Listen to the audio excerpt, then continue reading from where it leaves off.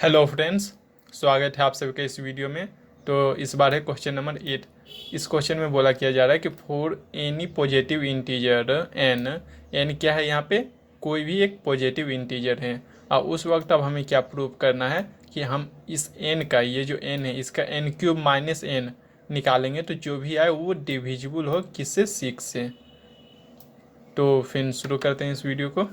तो सॉल्यूशन हमने यहाँ पे जो माना हुआ था एन, एन क्या माना हुआ था, एनी पॉजिटिव इंटीजर। तो हमने भी मान लिया कि let N be any positive integer.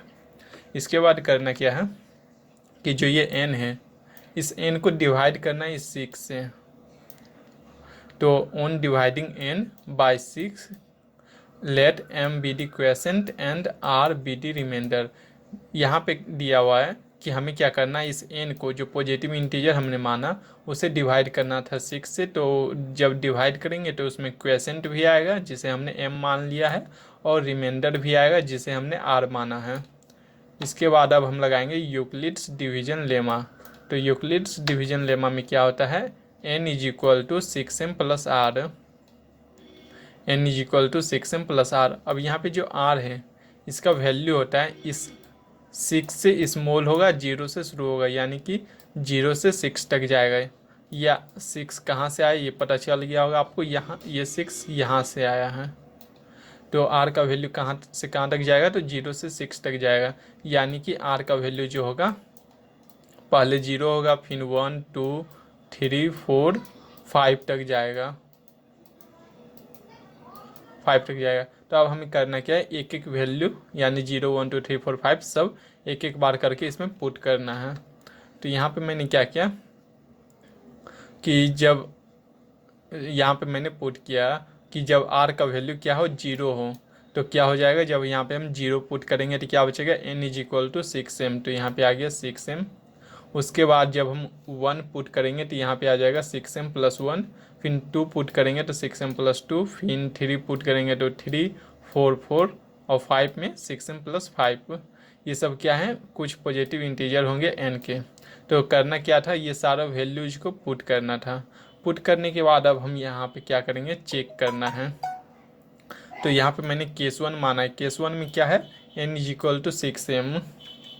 यहाँ पे जैसे कि मैंने निकाला है ना 6m, 6m प्लस 1, तो यहाँ पे 1 2 3 4 5 6। तो यहाँ पे 6 नंबर जो हैं, अब हम यहाँ पे सब एक एक नंबर को चेक करेंगे। तो यहाँ पे 6 केस निकलेगा। तो पहला केस में हमने लिया है n का वैल्यू 6m।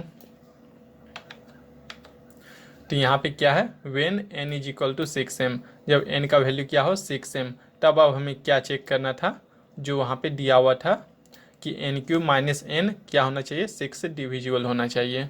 तो एन क्यूब यानी कि एन का क्यूब, तो एन का वैल्यू क्या है यहाँ पे 6m। तो यहाँ पे 6m का हमने क्या कर दिया क्यूब, माइनस एन, एन का वैल्यू क्या है तो 6m। अब यहाँ पे करना क्या है कि 6 का अगर हम क्यूब करते हैं तो 216 आता है, और m का क्यूब करेंगे तो m क्यूब, उसके बाद माइनस 6m।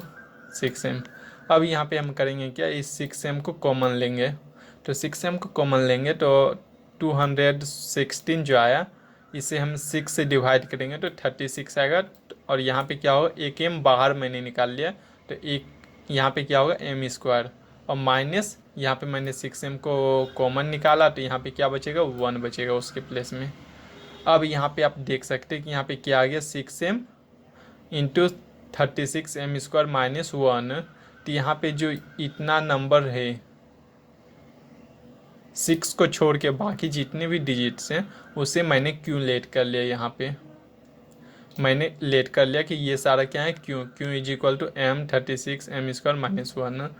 तो यहाँ पे लेट करना था। लेट करने के बाद क्या आ गया, यहाँ पे 6 और इसके प्लेस में आ गया क्यों। तो यहाँ पे आ गया यहाँ 6 क्यों। 6 क्यों का मतलब क्या हो गया फ्रेंड्स, 6 क्यों का मतलब ये हो गया कि हम अब इस 6 क्यों को डिवाइड कर सकते हैं 6 से। तो ये 6 और ये 6 कैंसिल हो जाएगा और बच जाएगा ओनली क्यों। तो यहाँ पे क्या आ गया, यहाँ पे आपको क्या दिख गया कि जो यहाँ पे 6 क्यों आया, इसे हम 6 से डिवाइड कर सकते हैं। जब हम इस नंबर को 6 से डिवाइड कर सकते हैं तो यहाँ पे जो n क्यूब माइनस एन क्या हो गया, डिविजिबल बाय 6, इसका जो वैल्यू है वो 6 से डिवाइड हो गया। पहला केस तो हो गया, दूसरा केस अब करते हैं। तो दूसरा केस में क्या था, n is equal to 6m+1, यानी कि r का वैल्यू जब हम 1 पुट किए थे तो n is equal to 6m+1 आया था। तो यहाँ पे अब हम चेक करना n³ माइनस n का वैल्यू। तो यहाँ पे सबसे पहले हम n कॉमन ले लेते हैं। तो n कॉमन लेने से क्या हो गया, n इंटू n²-1। अब यहाँ पे हमने n और यहाँ पे a² माइनस b² के फॉर्मूला में मैंने इसे तोड़ दिया, तो हो जाता है उसका a+b और a-b। तो यहाँ पे हो गया n-1 n+1। अब हम क्या करेंगे, n का वैल्यू पुट करेंगे। जैसे कि n का वैल्यू क्या है यहाँ 6m+1, तो यहाँ पे मैंने पुट कर दिया 6m+1। फिर यहाँ पे क्या है 6n का n-1, यानी कि n का वैल्यू ये है और इसमें हमने क्या किया -1। तो ये जो 1 और ये 1 था कैंसिल हो गया, तो क्या बच गया 6m। उसके बाद यहाँ पे क्या है +2, यानी 1 और +1 क्या हो गया 2, तो 6m+2। अब क्या करना है यहाँ पे, इन तीनों को यहाँ पे जैसे कि मैंने इसे अरेंज कर दिया बस कि 6m को यहाँ मैंने लिख लिया, इसे यहाँ और इसे इस प्लेस में अरेंज कर लिया। इसके बाद मैंने यहाँ पे क्या देखा कि इतना को 6 को छोड़ देना है। 6 के छोड़ने के बाद जितने भी डिजिट्स इसके मल्टीपल्स में आते हैं उसे हम क्यूमुलेट करेंगे। क्यू इज इक्वल टू क्या हो गया, यहाँ पे जितने भी लेट हैं m into 6m+1 into 6m+2, इन सब को हमने क्यूमुलेट कर लिया, बस 6 को छोड़ देना है। इज इक्वल टू क्या आ गया 6q। 6q का मतलब क्या हो गया, यहाँ पे देख सकते हैं क्या है 6q का मतलब ये है कि हम 6q को 6 से डिवाइड कर सकते हैं। तो जब हम डिवाइड कर सकते हैं तो इसका मतलब ये हो गया कि n³ माइनस n, ये वाला ये क्या हो गया डिविजिबल बाय 6, यानी कि दूसरा केस भी प्रूफ हो गया। अब हम जाते हैं तीसरा केस में। तो थर्ड केस में क्या हुआ था कि n का वैल्यू क्या था 6m+2। तो इसे भी मैंने इतना दूर तक तो अरेंज कर ही लिया है। इसके बाद n का वैल्यू डालना है 6m+2, तो यहाँ पे 6m+2, फिर इसमें एक माइनस करना है, यानी कि इस 2 में एक माइनस करेंगे तो 6m+1, फिर इस n+1 यानी कि यहाँ पे 1 प्लस करना है, तो 1 प्लस करेंगे तो 2 + 1 3, तो 6m+3। इसके बाद क्या हुआ, क्या देखिए ये जो है ये तो वैसे ही लिखा हुआ है जैसे लिखा हुआ था, इन दोनों को यहाँ पे मल्टीप्लाई किया गया है। जैसे कि आप कर सकते 6 × 6 36 इंटू m², उसके बाद 6 × 3 करेंगे तो 18m, उसके बाद 2 × 3 करेंगे तो 6, जो कि यहाँ पे दिख रहा है 6 अगेन। इसके बाद जब हम 6m को 2 से मल्टीप्लाई करेंगे तो 6 दूना 12m प्लस 12m। तो जब इन दोनों को मल्टीप्लाई किया तो क्या आ गया 18 + 12, दैट इज इक्वल टू कितना हो गया 30m। तो यहाँ पे सिंपली इन दोनों को मल्टीप्लाई किया हुआ है और कुछ नहीं। इसके बाद क्या हुआ है, इसके बाद बस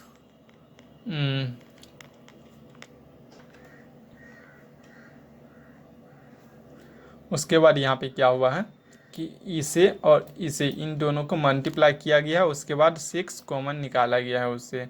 पर हम यहाँ पे कुछ और भी कर सकते हैं, जैसे कि इस 36 में से हम 6 को बाहर निकाल सकते हैं, इस 30 में से भी 6 को बाहर निकाल सकते हैं, और यहाँ पे तो 6 है ही, तो इन सब से हम 6 बाहर निकाल सकते हैं।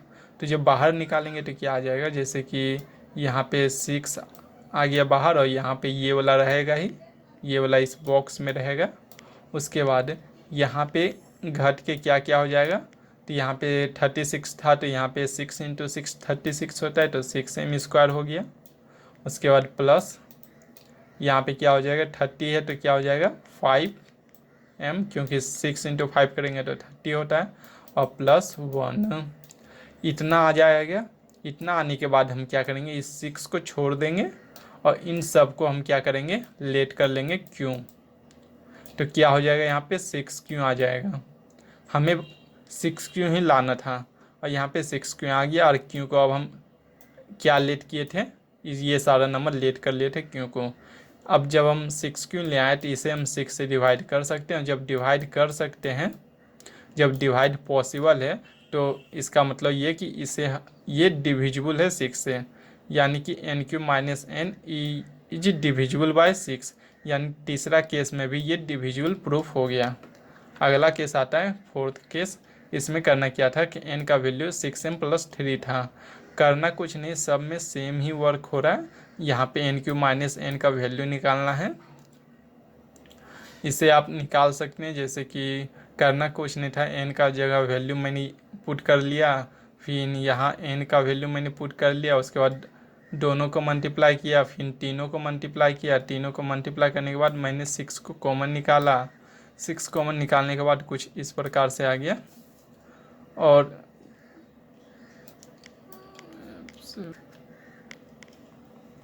तो यहाँ पे देख सकते हैं 6 है, यहाँ पे क्या है 6, यहाँ पे थोड़ा सा मिस प्रिंट हो गया था, यहाँ पे क्या होना चाहिए 6। उसके बाद यहाँ पे क्या हो गया कि ये नंबर भी 6 से डिविजिबल हो गया। इस नोट्स को आप ये नोट्स बना सकते हैं इसे देख के, या फिर आपको सिर्फ दिमाग में प्रोसेस याद रखना कि इसे हमें सॉल्व करना है। सॉल्व करके कुछ इस तरह का फॉर्म में लाना है, और इस फॉर्म में अगर आ गया तो आप समझ जाएं कि इसे अब हम 6 से डिवाइड कर सकते हैं, तो ये डिविजिबल पॉसिबल है। बस आगे वाला केस में चल जाए। अब हम जल्दी जल्दी बता देते हैं, वीडियो ज़्यादा लंबा हो गया। तो n का वैल्यू जब 6m+4 रहेगा तो करना कुछ नहीं है, बस इसमें पुट करना है। इसमें पुट करने के बाद सॉल्व करना है। सॉल्व करके इस तरह का कुछ नंबर आ जाएगा आपके पास।